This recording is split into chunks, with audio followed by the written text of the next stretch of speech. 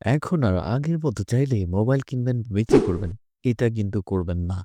আর নতুন বা পুরান মোবাইল কেনার আগে কি করবেন? মোবাইলটা নিয়েই আগে স্ট্যাটাস যাচাই করেন। এই মোবাইলটা সরকারি ডাটাবেজে নিবন্ধন কিনা বা নিবন্ধিত না হলে টাকা দিয়ে কিন্তু খুব বেশি লসে পড়ে যাবেন মোবাইল কিনে।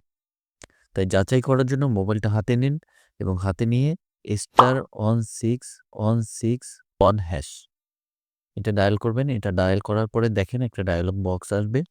এর ১ নম্বরে হলো স্ট্যাটাস আর ২ নম্বরে ডি-রেজিস্টার। সো ১ নাম্বার দিয়ে সেন্ড বাটনে চাপুন।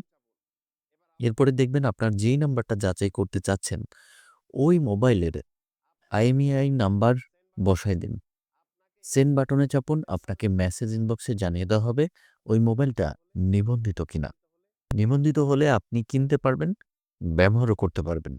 আর নিবন্ধিত না হলে ওই মোবাইলটা ব্যবহার করা যাবে না। নিবন্ধিত প্রক্রিয়া সম্পন্ন করতে হবে। তারপর ব্যবহার করতে পারবেন। অবশ্যই চাইলে এই মেসেজটা শেয়ার করতে পারেন। অনেকে জানে না। সবাইকে জানানোর সুযোগ করে দিন। তারা যেন ক্ষতির সম্মুখীন থেকে নিরাপদে থাকে।